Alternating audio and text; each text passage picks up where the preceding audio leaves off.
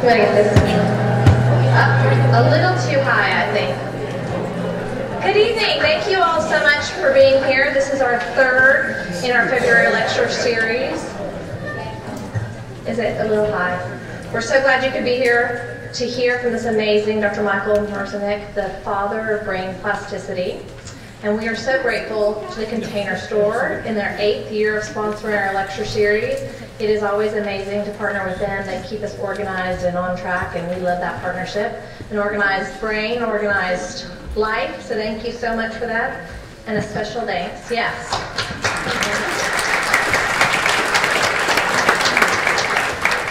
To Bert and Cindy Thomas and Bert Hedden, who are this evening's sponsors of our lecture, and such amazing friends to the Center for Brain Health and all we do, and always answer the call as great ambassadors and help us in any way they can. So we are so grateful for you. You're in for a treat with Dr. Merzenich. He is going to speak to you about brain plasticity, which is the incredible ability of our brain to change and modify and repair itself throughout our lifespan. Here at the Center for Brain Health, that is one of the things we work on and study, and it's always our mission to understand, protect, and heal the brain. And I'm excited to share with you that in February of 2013, we launched the Brain Performance Institute here in this building. You're hot off the presses. Last Wednesday afternoon, the Regents of the University of Texas System approved us breaking ground on this building next door.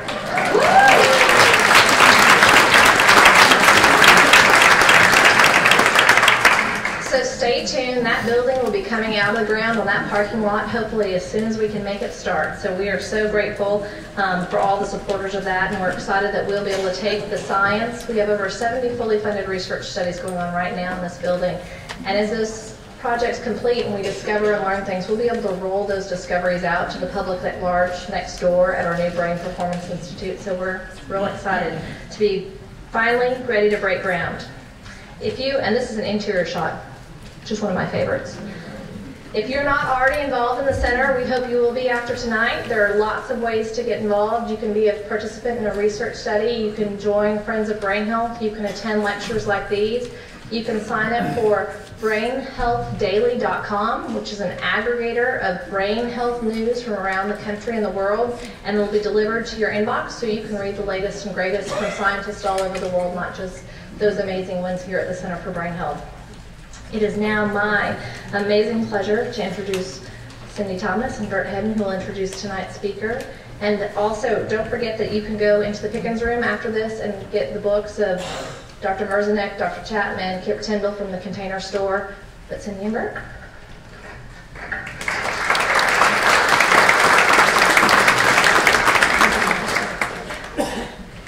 In case you can't guess, I'm Bert, she's Cindy.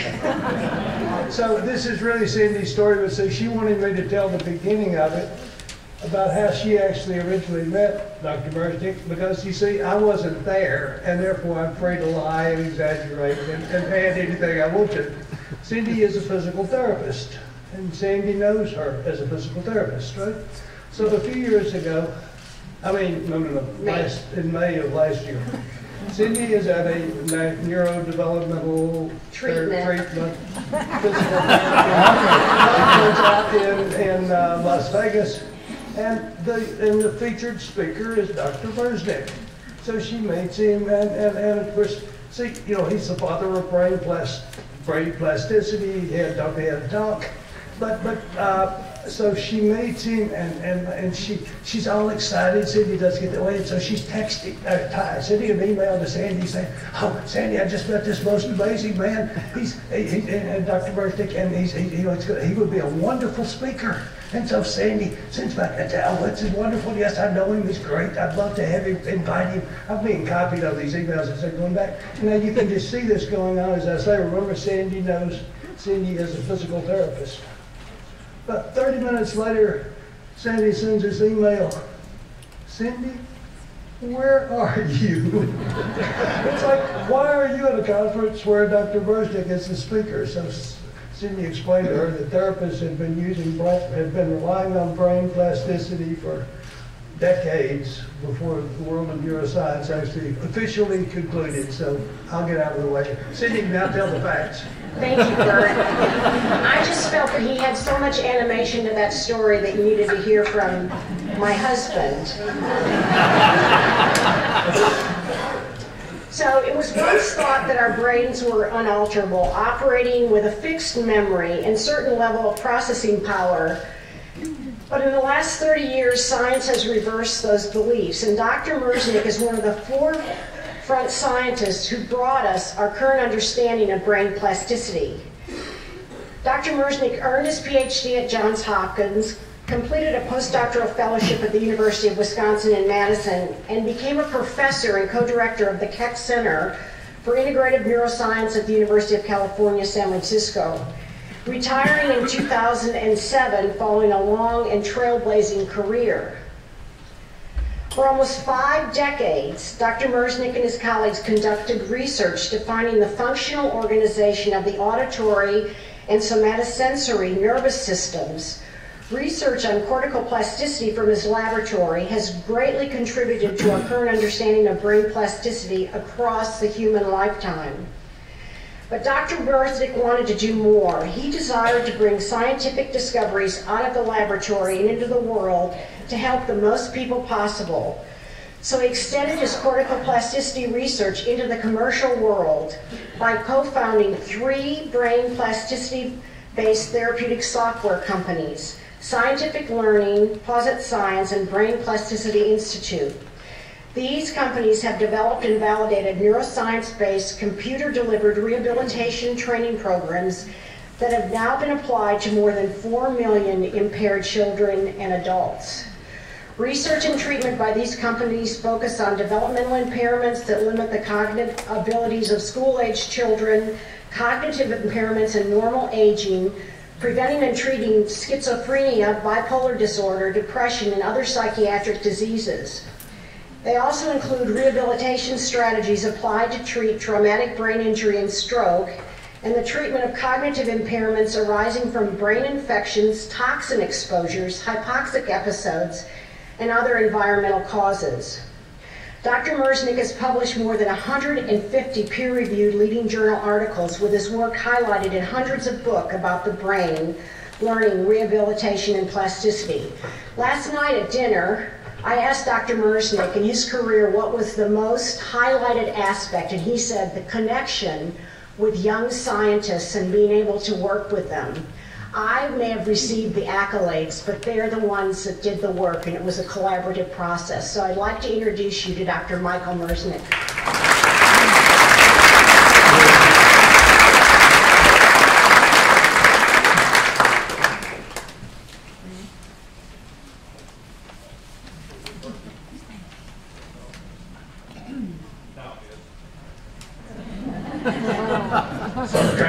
Some kind of genius I am. So Sandy just stole my first line, and that is the first thing I want to say is that the research I'm going to talk about has been contributed to by many people. It's all team science, and you should understand that I'm just a member of the team. And they let me speak for them more often than they probably should because I'm the oldest. But you should understand that when work comes from a group like this, and someone else's name is there first on a paper describing that work, you should always give them primary credit because they've led the research in question.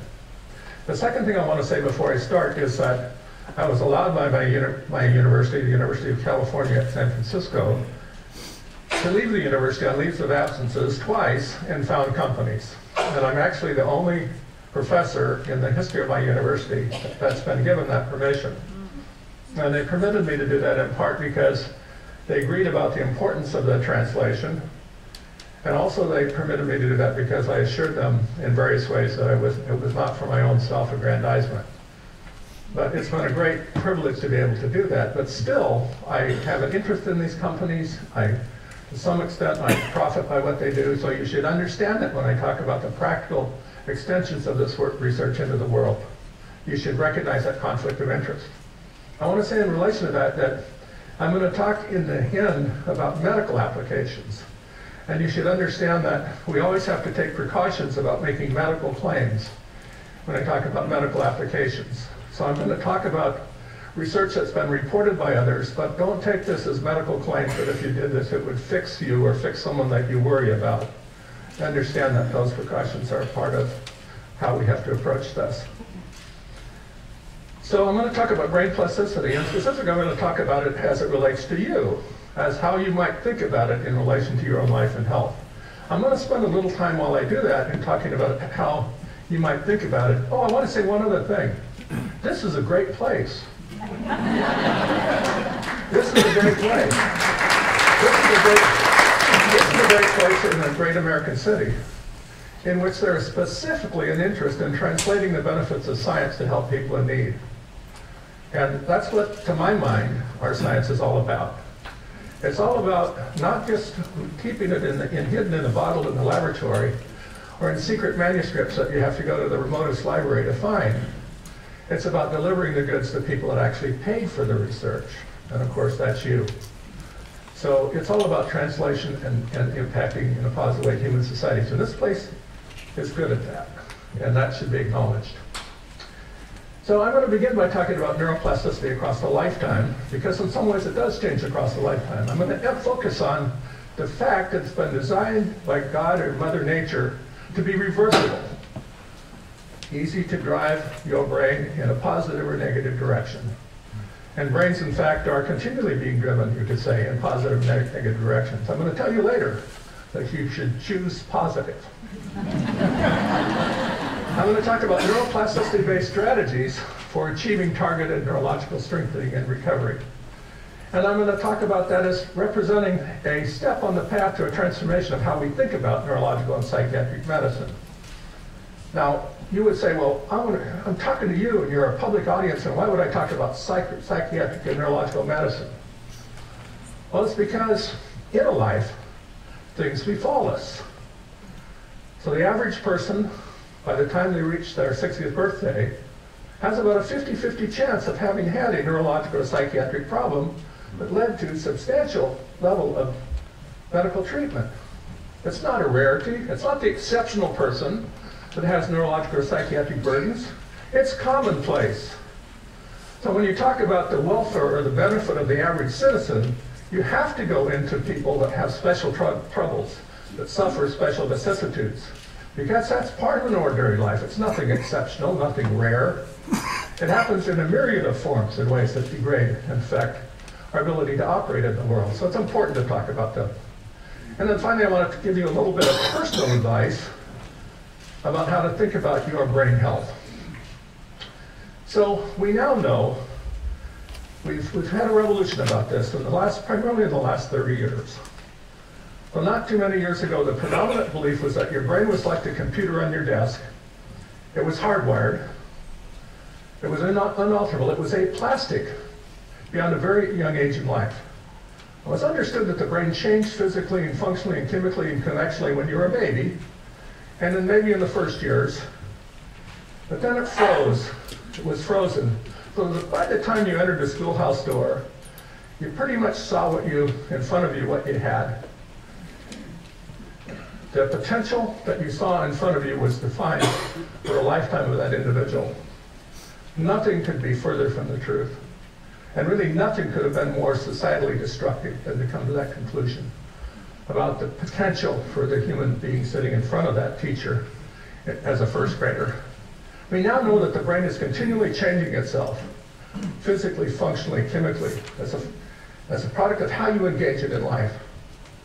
It's actually changing itself on the basis of many billions of moments of brain change. It's its main trick. It's the primary thing that it's up to. And that's continuous modification on the basis of how it's engaged. It does a beautiful thing by that change. Because it's based upon such a complex series of changes that are very much a function of where we are and where we've been in life, it differentiates us one from another in an incredibly beautiful kaleidoscopic dispersion of talent and ability and flowering. Every one of us is a unique creation. No one else just like us. No one else ever will be. No one else ever can be just like us. So it differentiates us beautifully as a function of where we've been in life. Now, because every time we acquire an ability, or every time we improve an ability, we now know that that acquisition or improvement is accounted for by brain change. So we ask ourselves, can someone like this woman at the lower right, at her age, improve at the ability to weave a good basket or to acquire such an ability? Well, know instinctively that she can improve. And that's another way of saying that plasticity is with us for life. It's with us for the duration. We have to die to kill it. It's a great resource that we carry with us to the end of our life. It's a lifelong resource, powerful at any age. All of us have within us the capacity to be better, stronger, more capable next week, next month, next year than we are today. So it all begins with a critical period. It begins in the baby, in which there is a special kind of plasticity. And the special plasticity of the baby, it's distinguished from adult plasticity in that the brain in the baby has no way to control or very effectively control its own change. So basically it's a period of anything goes plasticity. The baby's brain is open to whatever is happening, whatever information is coming in, it's absorbing it like a sponge, and it's changing itself on the basis of that information. A beautiful example of that is a baby is born into a family where everybody is producing sounds, the sounds of its native language. And that native language could be Italian, or Tagalog, or San, or any other language the baby doesn't know, can't know. And within 3 months, by competitive plasticity processes, if everything goes well, the baby has created an ideal processor for picking out the sounds of the native language with high accuracy at high speed. A kind of miraculous product of plasticity that sets up the phonemic constructs of a language to the end of the child's life. All of that occurs without none of that information having any meaning to the baby. The baby won't put the meaning to the first word until roughly their first birthday. But the brain has to sort information in order ultimately to bring it to good purpose and uses. So the initial process you could think of as the sorting process. To cite a second example, the baby and the fetus is wiggling, and everybody's excited. The fetus is moving in the womb. And then the baby comes out in the world, continues to wiggle. What's that all about? Well, the brain is actually systematically mapping the relationship between the sensory information coming from the body and limb position. It first does that with the body beautifully protected from the forces of gravity in the womb. That's an easy condition for it to do the initial mapping. And then it comes out into the air, under the forces of gravity, and then it has to recalibrate. But it's already got a good start. And it makes all of these readjustments to make all the corrections for all of the differences that come from waiting in the air. It has to do this mapping. It has to reconstruct systematic relationships between sensory information coming from the body and movement, position, also signaled from the body, in order to control movement. It cannot possibly control movement to generate movement that's purposeful until this job is done. So by these plasticity processes that are non-selective, the operating on all input, they're substantially irregardless of meaning. The product of this rapid unregulated plasticity, it's a lot of writing, isn't it? Man, even I can hardly read this. There's an initial refinement and biasing of the selective representation of information coming in from the world. Now I might say it's also biased. Remember I said if it's Tagalog, you've got a Tagalog processor. If it's an Italian, suppose you have an Italian processor. In the same way, in animals, we can take an animal and we can give them nothing but bullshit. Oh, sorry, that's a curse word. Nothing but crap. No, that's also a curse word. Nothing but bad stuff, right? And we can actually degrade processing and see that degradation carried into adulthood. So we can train a brain or expose a brain to input that's always modulated or changing in time sluggishly. And all of the brain can deal with later in life as it moves into adulthood is information operating in a sluggish way. Can't deal with anything occurring unless you train the animal out of their sluggishness. Or I can train the animal under conditions of it's lots of high speed, high quality information, and I generate a quality brain by early exposure. It's crucial that a baby have good early environmental exposure. Lots of interesting stuff. They're changing in interesting ways, in a rich variety of ways. Crucial to all of this going well in the baby in the early life. The maturation of those processes, while all of this is occurring, and we're refining the ability of the brain to process information in a way that will empower it, the brain is advancing the machinery that's going to control plasticity for the brain's own self-determined benefits at an older age. The machine actually grows up the machinery that's now going to control plasticity when the brain and the baby child are older. And how's it going to control it? Primarily it's going to control it by making its own judgment about what is good for it. And it's only going to permit change when it determines by its own judgment that what's happened is good for it. A simple way to think about it is that if the brain was still only operating on the basis of information received non-selectively, you'd have a very big representation of your keister in your brain. Takes a little while for that joke to get across. But the brain understands that information coming from your backside is not so important as a rule. And it basically will not permit change around something so insignificant. It changes in a sense when it matters to it to change. And it controls that by a series of regulatory processes that make that automatic decision for you as you operate in life. So let me give you a simple example of it controlling change. And in this example, I want to use the example of learning to use a tool, which you've all learned to use. You all learned to use a tool like this. And this is a lever with a scoop on the end. And this is my granddaughter Mitra when she was learning to use this tool. And you can see that she hasn't yet really perfected its use. You can also see she's also using an alternate method. But the use of the principle of tool use is simple. You put it into a substance. Sometimes a substance has a lot of resistance, sometimes little resistance. And you have to load it with the substance. Sometimes it's heavy, sometimes light. And you have to bring it up to the mouth and dump it out of you in the mouth, right? Now this seems simple, but if you were given the task of building a machine that could do this, you'd need probably 5 engineers in 2 years to make a really good one, right? It's not a trivial task. A lot of sensory information has to come back to guide this in all of the incredible flexible ways that it's used. You can see that the only way she can really manage the tool use when she's early in learning is she has to put the fulcrum near the scoop. Of course, when she masters this, she's going to be back taking the full advantage of the degrees of freedom of the lever. It's a wonderful skill that all of us manage by training the brain to handle the tool. And what's happening when we do that?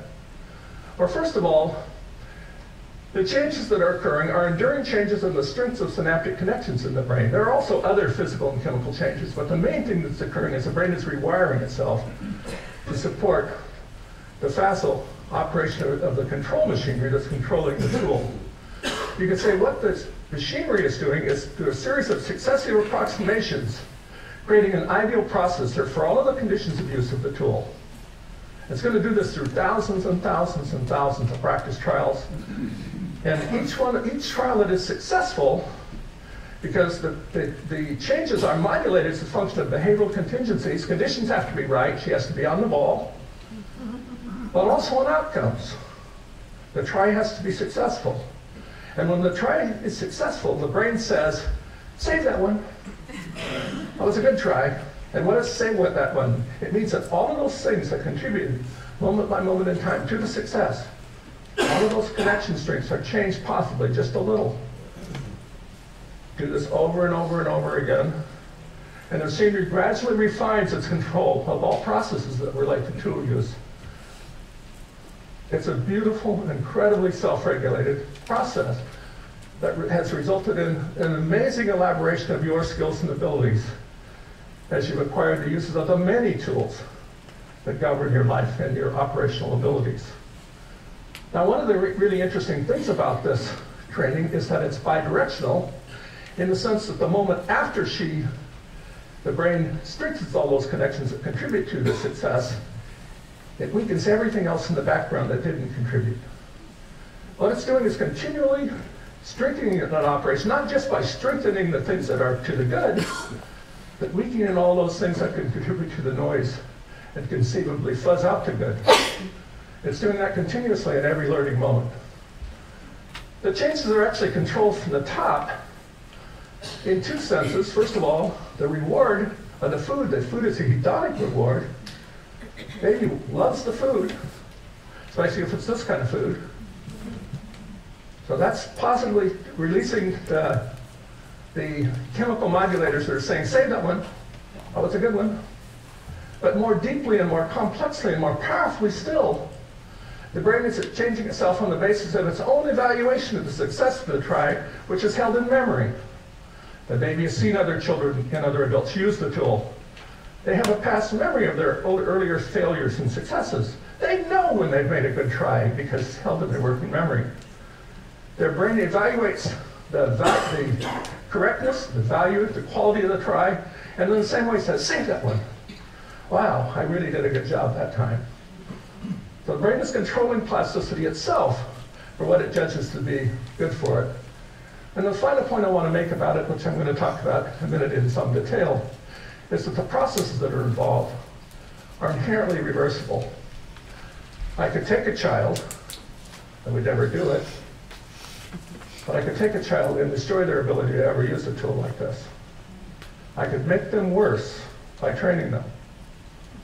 I could take a child and in a relatively short period of time turn their hand into a useless claw that uncorrected would be a claw for the rest of their life.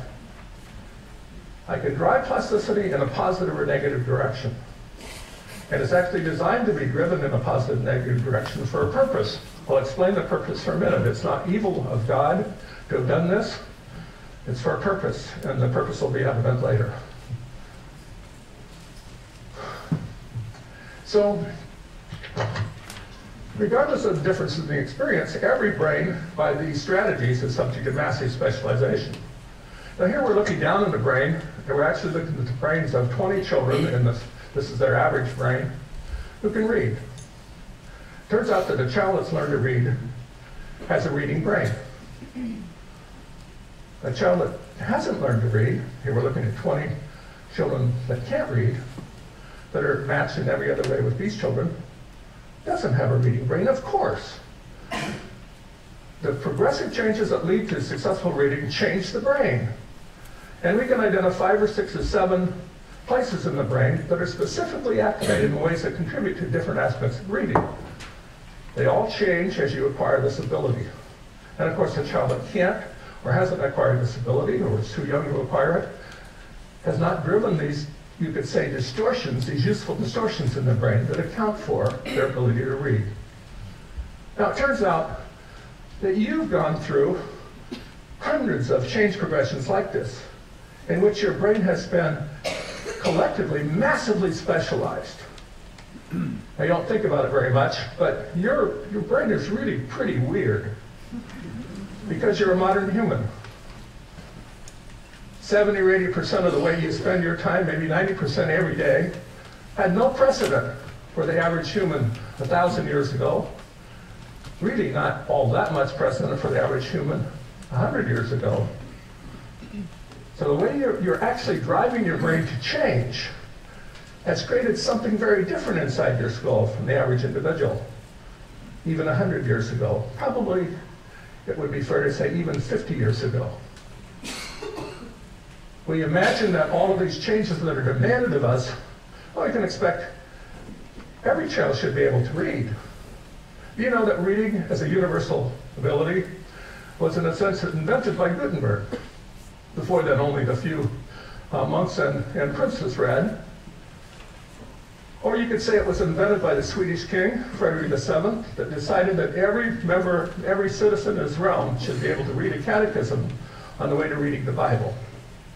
And he commanded every minister in his realm to take responsibility for teaching every child in Sweden to read. Rapidly discovered that 6 or 7 or 8% of children couldn't read. They were punished for this by a lifetime of servitude. They couldn't marry.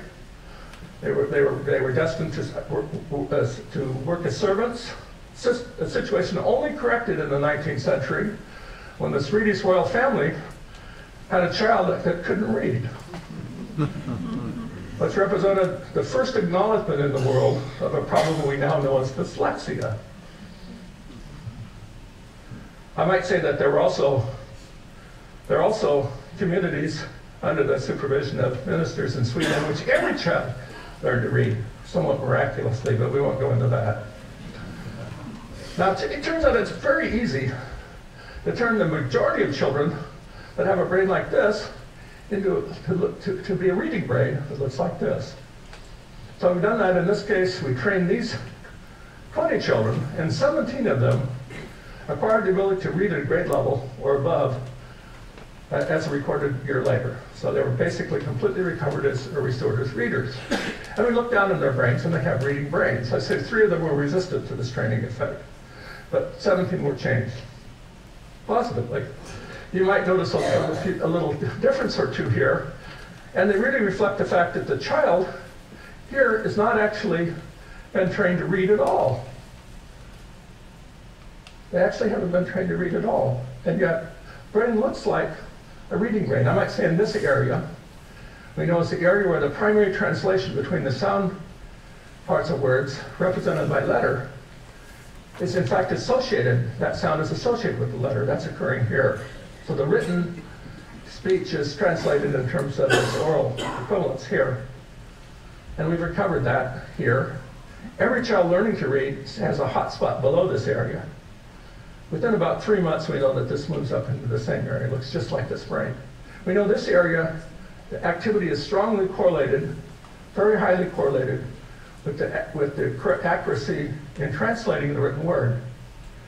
You call this a translation center, a word by word, and this is a translation center, sound to letter. None of these children recovering this ability to read were trained to read. They were trained to improve their accuracy in listening.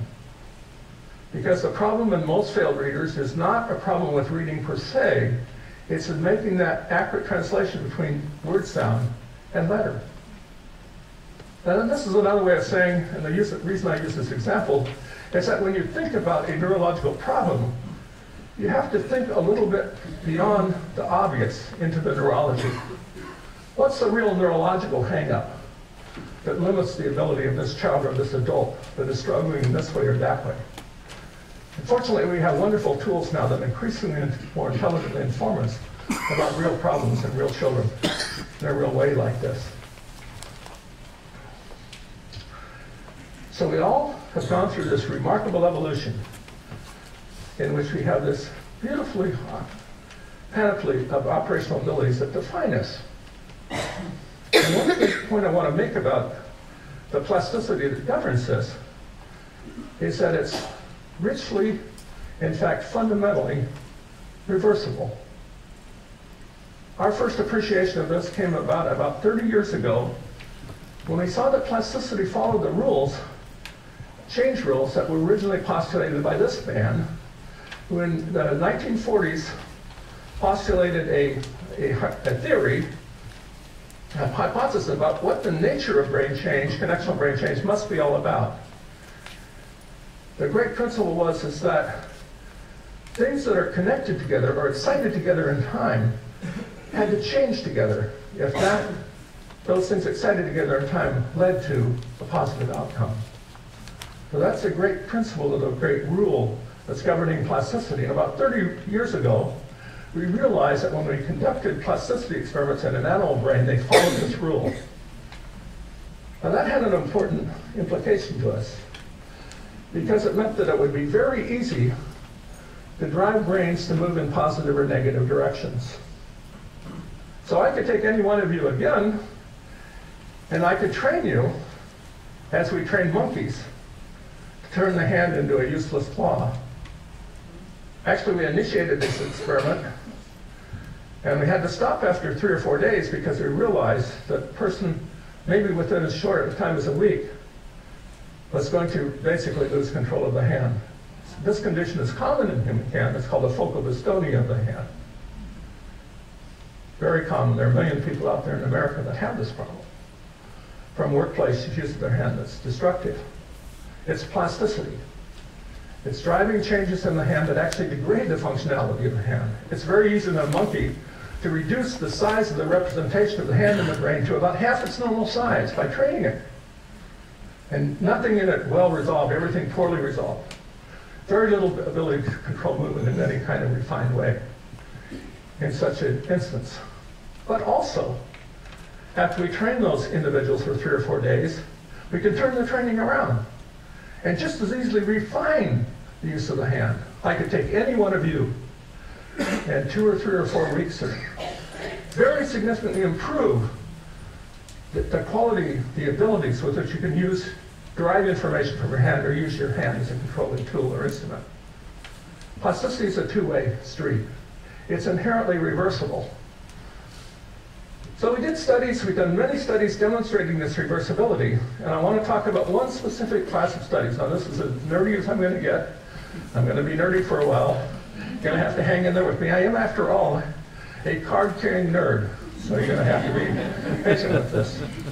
You might hear some terms and neuroscience things that you just wish you didn't have to put up with, but just be quiet for a while. It'll get better later. So the strategy is simple. We're going to look at rats in the prime of life. The rats in the prime of life are roughly 3 or 4, 5 months old. And they're full of it, they're smart, they're fast, they're clever.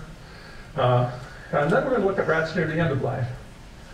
You see a rat near the end of life, these are Norway rats, just like the kind you might find in your garage if you're unlucky. And you can see the rat near the end of life has white whiskers and white paws. If you see one of those in your garage, be nice to them, they're old. So we're going to look in the brain in a whole series of ways, in rats initially, and we're going to ask, we're looking at about 20 different basic operational characteristics of the brain, some physical, some functional, some chemical. And the first thing we're going to ask about them is, which of these 20 things, accounted for by more than 1,000 different known cellular molecular processes, which of these 20 things are different? I might say that we've subsequently did the same experiments in older rat-like creatures like this, young versus old men and women. And we tried to duplicate or look at all of these same 20 signature characteristics.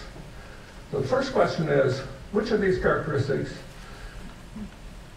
are different in the young versus the old brain? And the answer is, everything is different. And not just a little bit. The rat near the end of life, everything is different. Everything we look at. We look at cell populations, we look at chemistry in the brain in a variety of ways, we look at the activities in the brain, we look at speed, we look at reliability, all kinds of things. Everything is different in old versus young.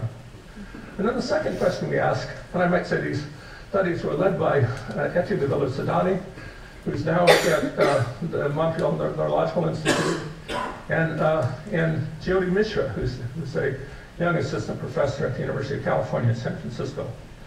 Second thing we asked is, well, how many of these differences advantage the old brain? And the answer is, none of them.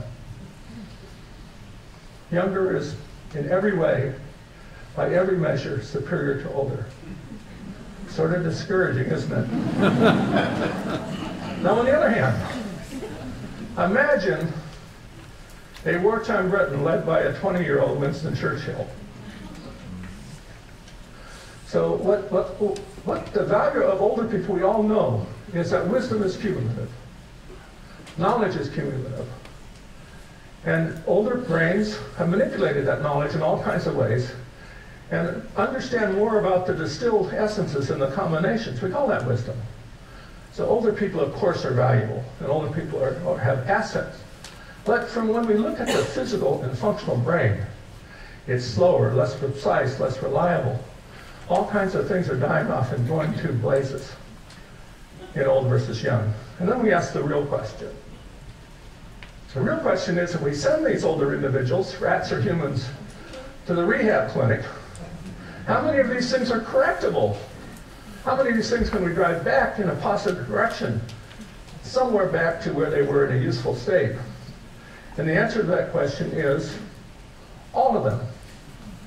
Everything is changeable. Everything is reversible. And you say, well, how on earth could Mother Nature or the creator of the universe have created such a thing? That everything that changes negatively, in fact, can be changed back positively. The answer, to my mind, is obvious. It was designed to be reversible. It is its nature. There's a great reason for its reversibility. So here are some of the things that we measure. Okay, so this is a short nerd dose. You know, everyone has to have this. All of these unfathomable and inexplicable terms, if you absorb them, you can be a card-carrying listener that I'll respect later deeply. Just teasing. I'll try to translate a few of these things into an understandable language. Myelin is the insulation of the wires of the brain. If we engage the brain in appropriate forms of behavior, the brain remyelinates. If we exercise a particular brain system, it looks like a young brain system in its myelination again, all across the system. And now when we look at myelination across the system, it looks like a young brain system in a brain surrounded by old tissue, dysfunctional and old. Now, of course, if we had an old brain and we're worrying about an old woman in this respect, we train everything to rejuvenate it all, which is also possible. We change excitatory and inhibitory response power. So how effectively the brain is excited, or the things that suppress the things we're not supposed to respond to. It's not just about which bus we get on, that's the excitatory part, but not getting on all those wrong buses, that's the inhibitory part. All of that are restored to useful levels. And when restored, I mean, in the trained animal, it's difficult to see that it's not equivalent to the untrained, the old animal. It's very much like the untrained young animal. It's almost all the way back, if not all the way back. We look at the response, the coordination of responses. It's the correlation of strengths of the things that are responding together. Now they're responding together with useful vigor, with useful power. Response coordination relates to the reliability of operations of the brain. The more coordinated its operations, the more reliable its operational performance is going to be. We look at a physical aspect of how activities are segregated in the brain. We call those cortical columns, the basic unit of processing in the brain. Very degraded in an old brain, completely restored to useful functional characteristics in a trained old animal. We look at a specific population of inhibitory neurons. We know that these are crucial for supporting plastic change and for supporting all kinds of operations in the brain. They go to blazes in an old brain. They're completely recovered in a young brain, and so on. Characteristic after characteristic after characteristic recovered in the old brain by training. So here's a few examples. This is an inhibitory cell population, and you can see in the upper left that there's in the young brain you see that there's a pretty dense distribution of this particular cell population, and you see there's relatively few of these key inhibitory elements in the old brain. Here's an old age-trained brain, and it's about 70% restoration. We actually changed the form of training in a subsequent study, and we get 100% restoration. Looks just like the brain of an animal in the prime of life. Here's a second example in a human study. And here we're looking at the ability of the brain to accurately respond to very rapidly successive inputs. We did the equivalent of this in the animal. So you're listening for a little piece of sound, you must identify it. Then rapid succession comes the second piece of sound. And the question is, how far apart from those two successive sounds be to be still accurately identified? And you see that when you're 20, on the average, you can make about 20 of those distinctions every second. When you're 80, you can make about 7. So you're about 1/3 the speed when you're old versus when you're young. You can see that one of the big things that occurs as you age is that there's an increase in the variability of response. You see the older people are on the average poor, but some are doing pretty well. And others are really, these are all normal individuals. Others are doing very poorly. But still, the swiftest 60, 70, 80-year-olds are not doing as well as the swiftest 20-year-olds, which we all wish we could do. And now we train 256 people, average age 74 years of age. Every one of them falls within this blue bin in performance. Every one of them. It's a completely recoverability. And here's a rat example in which you're looking at an animal that's listening for a particular sound to occur, and then there are other sounds that they're not listening for that are occurring, and we're looking at the responses for these things occurring in the background. And we can see that all of this interference is occurring between the sounds that are important to them and the sounds that aren't in the same regions of the brain. We train the animal and there's a complete and beautiful separation. There's a much stronger response to the things that they're listening for, and now only a weak response, an insignificant response to the things they're not listening for. This is called distractor suppression. And it's a plague in older brains. All kinds of things occurring in the activities of our brain that go by in our thoughts, or that are occurring in the outside world, carry us off the beam. And basically that results in a general degradation of our cognitive powers and functions. Here's a human example, trained in exactly the same way. With no training, we see a great confusion between the representation of distractors and targets. There's almost no distinction in the power of engaging the brain. We train to strengthen weaken the distractors, and we can completely suppress the power of the distractor in the brain area that's contributing to this interference.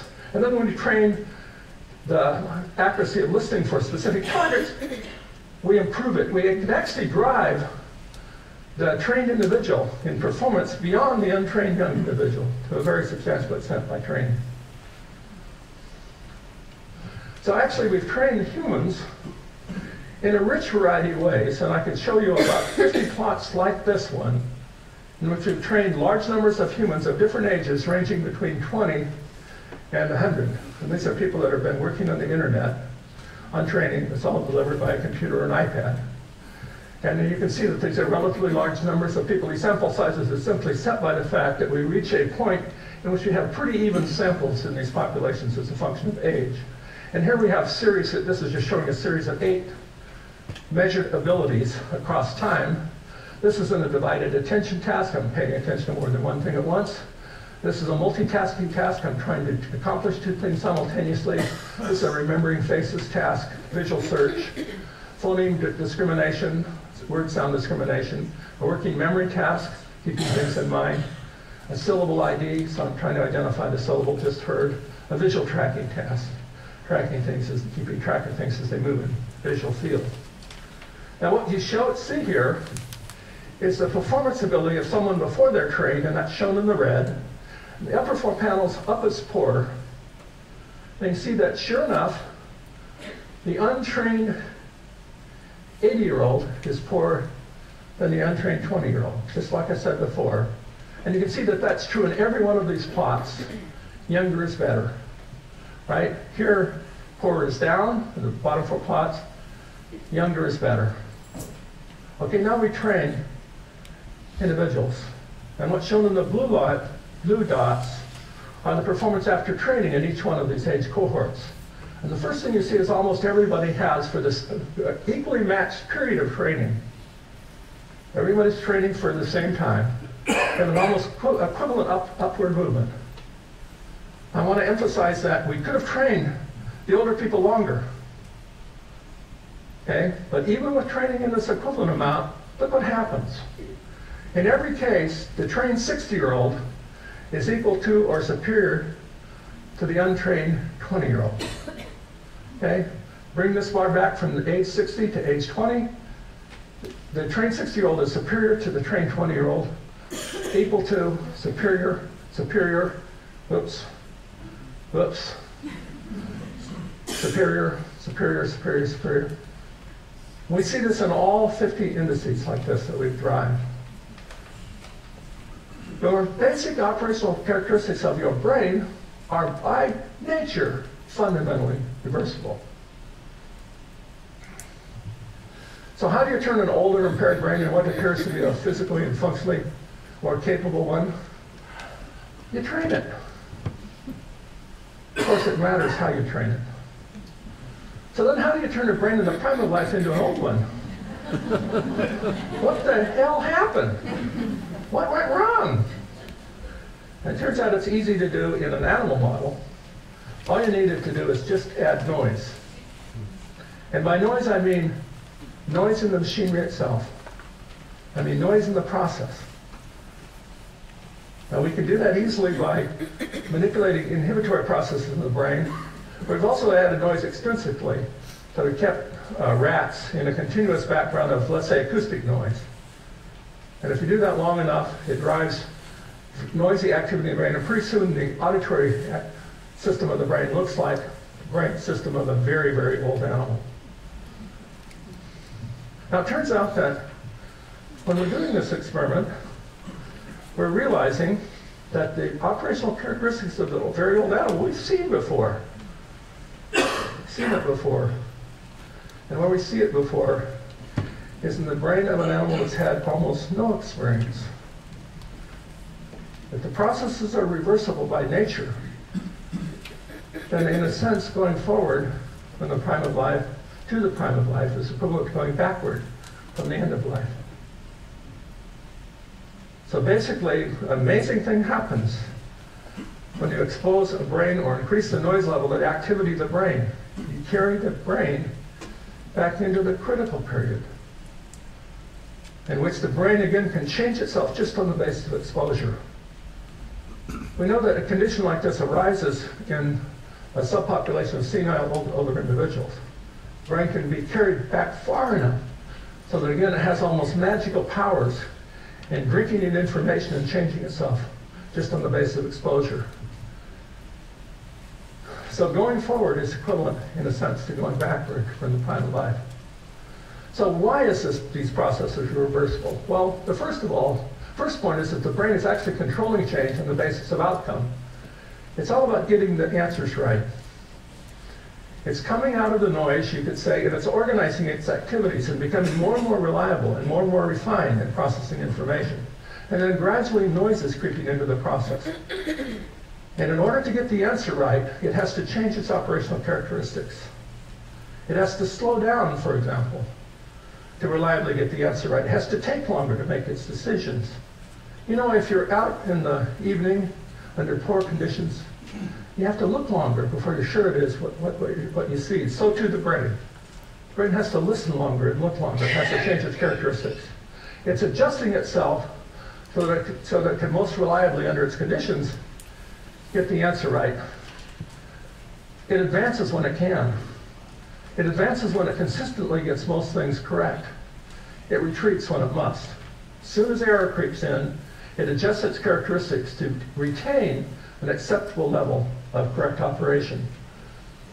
Now, because once we know this, understand this principle, we realize that anyone, their brain, can substantially choose. They can control whether the brain is going forward or backward. You have to set yourself up in training that would move you forward under conditions in which you reliably get most answers right. An obvious recommendation for you or for any individual you're trying to help is to choose forward. Operate under the conditions that the brain wants you to operate on to advance your abilities, to improve your abilities in life. So you can think of the brain life as putting us on a kind of roller coaster. We come out of the chaos and noise of an early brain in life, and we organize our brains and come to a place where we have highest powers and faculties and operational characteristics of the machinery of our brain.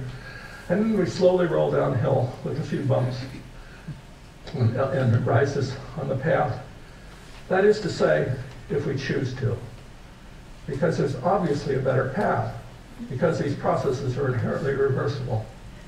And the better path is to keep ourselves up on the slope, and in fact to continue to grow our faculties as long as we live on this earth in life. That's the goal. This is all about your brain going to places and the thing you're doing to make it go to places, but I'm short of time, so I'm going to skip it. Oh, what the hell, let's do it. You'll forgive me if I go over for 20 or 30 minutes, right? Just easy. Okay, why did it go to hell? Well, think about this guy sitting in the orchestra. Why did the brain processes become noisier? Think about this guy sitting in the orchestra. a master in the use of this tool that's come from thousands and thousands and thousands of hours of practice. And what if Bill here stopped practicing? He's sitting in the orchestra, in the violin section. What if he stopped practicing? What if he stopped practicing for a month? Well, everybody would know it. People would be saying, what's wrong with Bill? You know, I mean, he's losing it. What if Bill didn't practice for a year? Well, he'd probably be degraded in his performance to a level in which he would have lost his job. No one would mistake him for being the highly skilled, highly refined expert user of this tool. Incredibly beautiful operations as an expert listener and controlling his movements or translating the strange language of the conductor into his movements on the bow hand and so forth. No one would mistake him for that anymore. What if he didn't practice for a decade? Well, he could still pick up his violin and probably make us weep with it and play some things from his repertoire that would be impressive to us, but no one would mistake him for a true professional. What if Bill decided, after not playing for a decade, that he wanted to renew his career? He's going to seriously practice and engage again. Would Bill have a chance to restore his abilities by intensive practice again? Well, you know, there are many instances in which musicians have had a long hiatus, gone back to their musical instrument, and been as good or better than ever. Well, why did you stop practicing your violin? I mean, you acquired your abilities as a listener or taking in the informational world when you were a kid. You bounced around the landscape doing all sorts of amazing things. You don't do that anymore. You're not really listening anymore very carefully. You're taking in information automatically, like a robot. Or are you really practicing? Are you really listening? Are you really smelling the roses? Are you really paying attention to the things around you? Do you dare to walk off the sidewalk because the footfall might be uncertain? The simple fact is that we do not engage our brains in ways that maintain our faculties at the highest level. We did not do that in a modern life. Now, part of the reason we don't do it is because there are all kinds of things that carry us away from doing the right thing. Now, think about this guy. Just like the average American citizen, sitting on his keister for 11 hours a day. 11 hours a day. Arms out as little robots. This is about the extent to which you're engaging your body in real action. Your body needs exercise. It begs for it. It begs for you to engage in the wider world, in areas beyond this. The average citizen spends many hours a day watching information occurring within the limits of a box, in which we're not exactly active agents. The main thing engaged in our vision is our vision and our motions, but relatively limited in the experiential values of it. And then everything is within the box. Everything outside the box is a distractor. That certainly contributes to the fact that the average American citizen only sees 75% by age 65 that they saw when they were 20. And by the time they're 80, the blinders are constricting the field in front of them that they can command to 50% of the useful field. Now, if you had to volunteer to give up your big screen TV and accept one and live the rest of your life with one half as big, would you do it? Well, actually, the TV is the reason you're doing it. Because you adopt behaviors that are commanding you to operate so powerfully in central vision when everything else doesn't matter. Of course, we can look up the answer, or we can actually reason to it. And it matters. I'm not saying that these technological advances are not wonderful. I use them intensively. But the brain has a place too. And you must continue to use your neurological operations more richly. Anybody that looks up every answer to every question they ever have on Google is suffering from neglect, neglectful behavior of their own neurology. Of course, we live in a world where everything we watch, every way we move, is designed to reduce the probability that we would be surprised by anything. We paved the damn world. Even when we're in the country, we pave the sidewalk. Amazing. Now, think what we're doing by depriving ourselves of the hundreds of thousands of moments in a month, the millions of moments in a year, in which the brain has to make little adjustments on the basis of the the lack of prediction or accurate prediction of the details of that next footfall. Where the things slip in our vision a little bit, we have a little bit of vestibular adjustment that we have to make, and we have to stabilize the vision in front of us and all of those other things. Incredibly useful for maintaining high fidelity, high accurate operations from our body and our brain as a consequence that we deprive ourselves from. We obviously look up how to get places. One of the critical things our brain is up to is creating the construct of the landscape that we operate in. Think about the neighborhood you operate in your own life. And sometime later, this evening or tomorrow, mentally reconstruct what's on your street. Just bring up in your mind's eye, house by house, detail by detail what's on your street. And then in your mind, go 2 or 3 blocks away and mentally reconstruct what's on the street that you're familiar with 2 or 3 blocks away. Take a look.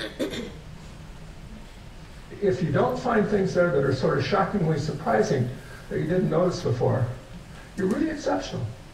You're a really exceptional modern human. Now, we were actually designed to be masters of the environment that we live in. And very few modern human individuals are masters. In fact, we go to all kinds of aids. We're so bad in finding our way around. We use all sorts of devices, tricks, and gimmicks to sort out how to get anywhere. And then we're so disconnected. This is a striking thing to me in my operations in my own city. Every morning I take a walk for 45 minutes or an hour in my neighborhood in the city. I live in a wonderful city, San Francisco. And I'm just amazed, especially across the last 30 years, how disconnected the average individual is out of my city. Even when truly amazing things happen right in front of you, like this, nobody is commonly paying any attention. The brain is seeking surprise, it's seeking interest, seeking interaction. And yet, in a sense, it's so often so impoverished from getting the food it needs. You could say modern culture is all about living life without the rather troublesome requirement of having much of a brain. Now, there are lots of other things that can happen to a brain. More than 100 things have been identified by epidemiologists as also contributing to problems.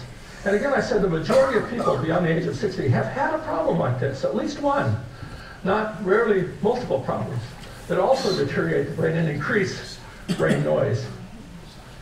So what we've tried to do is to harness brain plasticity in ways that we can target change to drive correction in the specific, to overcome the specific weaknesses of kind of brains of people that have different struggles.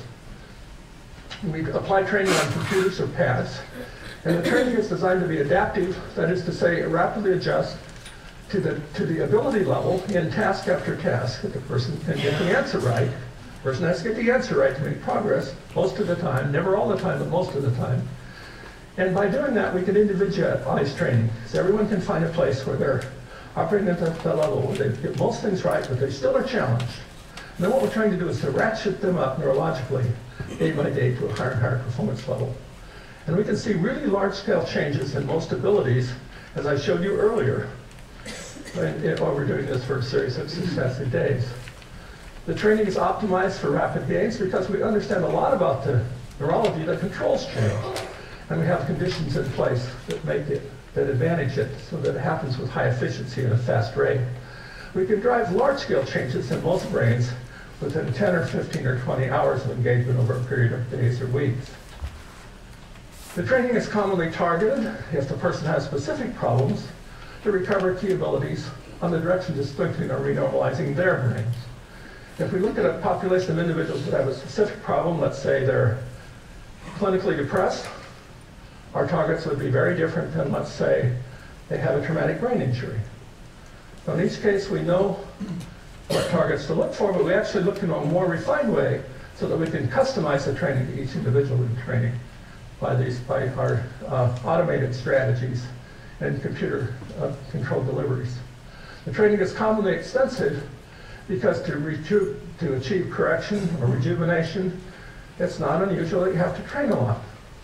So for example, we have a schizophrenia training program that's now nearing completion. It's in an FDA trial. It will be completed in April. And because a lot changes in the schizophrenic brain, the training dose is 96 hours. If you think about training for someone that's trying to recover their abilities that relate to normal aging or the losses of normal aging, the training is extensive. Because in a sense, everything, almost everything, every aspect of your behavior would be advantaged by being improvable, by being driven in an improving direction. On the other hand, the training that might apply to something like the training to overcome chemobrain or to overcome a mild traumatic brain injury is more limited. In that case, the training takes roughly 20 to 30 hours in different individuals and so forth. Training is targeted, commonly extensive. The training is proven to work. The scientists that we work with have published almost 50 gold standard, that is to say, controlled outcome trials that meet high standards. Commonly, the training is clinically monitored if the application is medical, because it's important that the training be supported by a clinician, commonly a medical doctor supported by a psychologist or someone from the health professions in therapy, physical therapy, occupational therapy, or so forth, like a qualified individual, or neuropsychology or whatever. And that's easy to do when the training is on the internet, because everything the person does is recordable. You know they've taken the medicine, and you have continuous monitoring about how things are changing in their brain. We commonly embed assessments in the training to know that the targeted changes are being achieved, so that in a sense we close the loop. We're training you to get over your depression. Let's measure those things that signal the level of the state of your brain as it contributes to your depression. We know at the end, we know as we progress in training, that we have or have not fixed the problem. So the whole idea is to deliver, you could say, these forms of medicine in a way in which the outcome is assured, or at least if the failure is known about, and some second alternative strategy can be adopted. The training is scalable. All you need to gain access is an internet-connected computer, and it's inexpensive. The software of this form is inexpensive to produce, and it's deliverable on the cloud for a penny an hour. So actually, these treatments are incredibly inexpensive compared to any other approach that's been applied in contemporary medicine. We are applying this to science actually to develop new medical treatments, and these are some of our targets. We're training individuals with autism or in the autistic spectrum, and also related other severe developmental disorders. Our primary targets are to recover their attentional abilities, their language and reading abilities, general cognitive abilities, and their social cognition abilities and social control. So we have a number of studies that are underway in the world in which this is the target population. We've just completed a large trial in children with ADHD. We can pretty completely correct the neurology and behavior of a child with ADHD. We've trained about 5 million children whose primary fault or problem is reading, struggles in reading. The great majority of those children have been, have mastered reading at an age-appropriate level with training. We're training children in several large trials that have a history of abuse and neglect. We know this distorts their neurology in all kinds of ways that put them up for all kinds of troubles in life. We believe that we have a contribution to make by correctly engaging them in training to help drive them in a correct direction, although we're just part of the answer to most of these things. We're training individuals that are in addicted populations. We have one trial underway in alcoholics, another trial underway in individuals with opiate addiction. I might say a number of these things are being carried forward into FDA review and analysis. We have a large trial underway in which we're trying to increase resilience that ultimately targets the delay or prevention of the onset of Alzheimer's disease. And these are individuals that are still healthy, but we want to increase their resilience to try to decrease the probability that they'll fall over this cliff. Same with Parkinson's disease.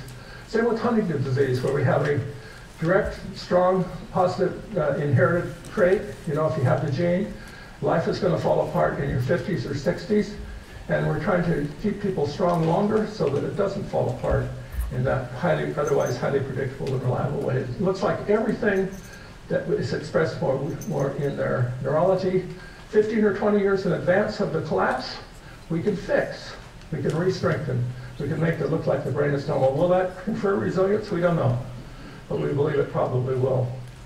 We've looked in a number of studies of people that have brain injury and stroke. I've had a history of poisons, infections, metabolic challenges. We're running 2 large trials, one in Canada, one in the US, on people that have had HIV/AIDS infections, and that can be very disabling in an older brain. We have ongoing trials in schizophrenia, and one goal is to treat it in chronic patients by this training. A second exciting goal is to see if we can prevent it by training the at-risk young person, see if we can increase their neurology enough to keep them safe, maybe through the risk window so they never develop the illness. Of course, all of these outcomes require a long and extensive trial and approval through an FDA review process. We're training people with chronic depressive disorder. We're very excited about the outcomes we're seeing.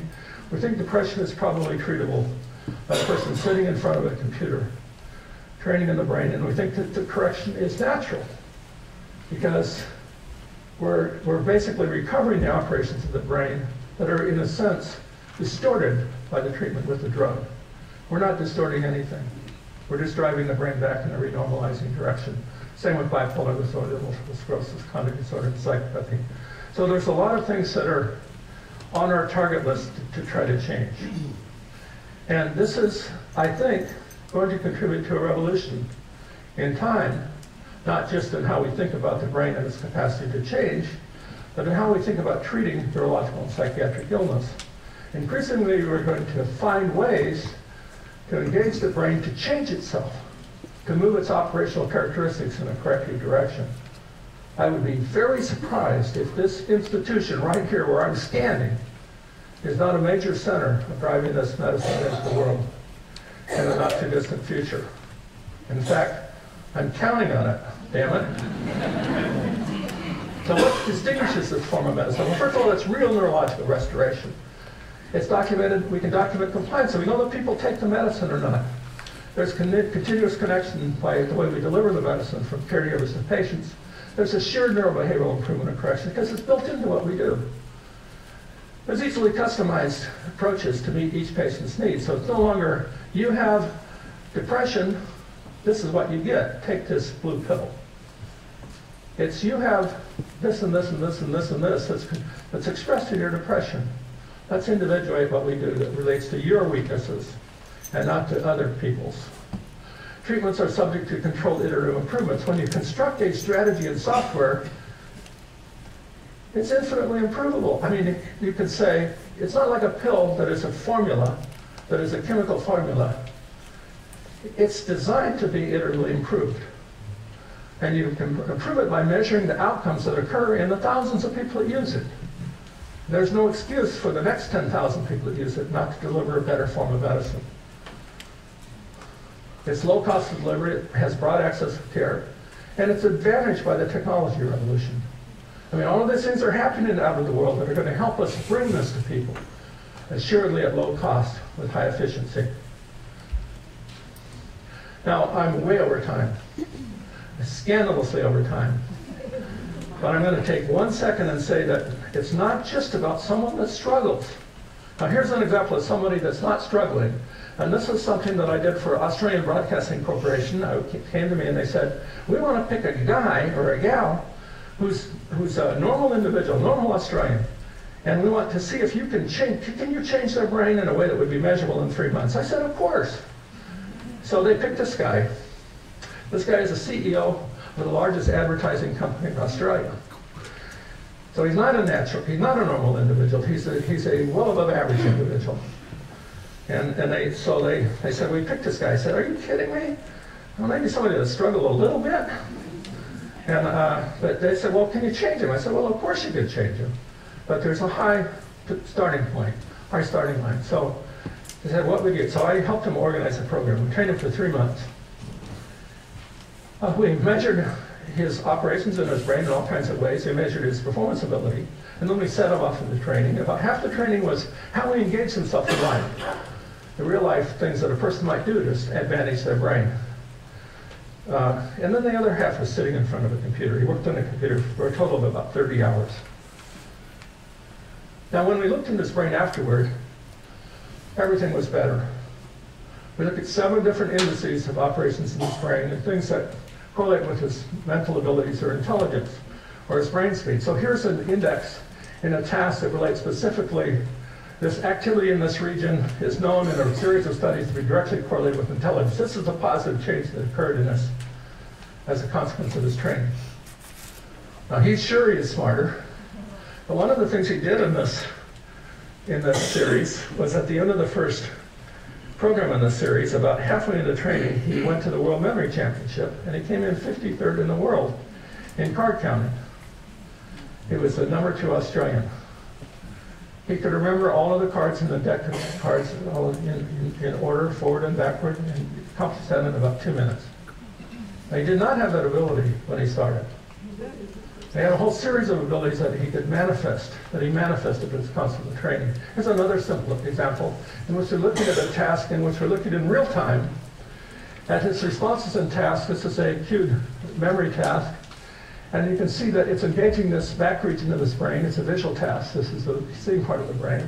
And this is before training. And here we're just looking at 100 milliseconds. We see that his brain is responding strongly at 100 milliseconds where there's no response before it was trained.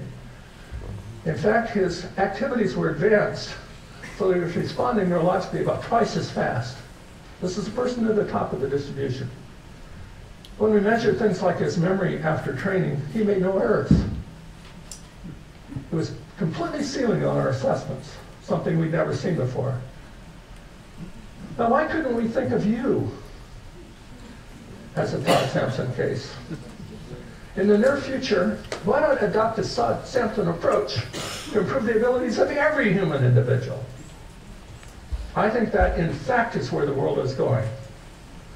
I think we're going to look at individuals as individuals, and we're going to say, how can you get the most out of life? And let's not just considering how richly I can pour information into your skull, put the funnel there, that's called modern education, and see how much I can cram in there, right? I'm going to worry about your ability to absorb that information, to interpret that information, and to deploy it usefully. I think every one of you can be better, stronger, faster, more capable tomorrow as opposed to today. So that's really what I have to tell you today. Things are changing in ways that relate directly to you and how you should think about organizing your life. One of the things that I've tried to do to help people understand the implications this has for you is I've written a book. The book is called Softwired. If you want more information about thinking about how I would interpret this as science as relating to how you might think about leading your life in a more positive, productive way so that you continue to grow in your one life that you have on earth, hopefully to the end of that life, then that's a place you might go to seek further information. Live life with your brain. Your brain is you. Brain is your most valuable possession. Grow it. Strengthen it. Think about how it can be better, stronger, more effective, a more effective instrument. There could be a better you. Don't accept decline. If you struggle, don't give up. You can be better. You can be better next week. Every little incremental positive change, ultimately can add up to big changes across time. Use your brain to your advantage. Thank you very much.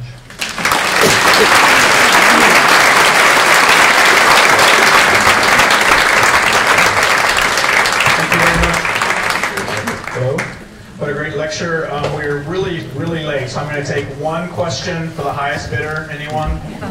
Anyone? Okay, we got it right here. So that was pretty sneaky of me to freeze out all questions.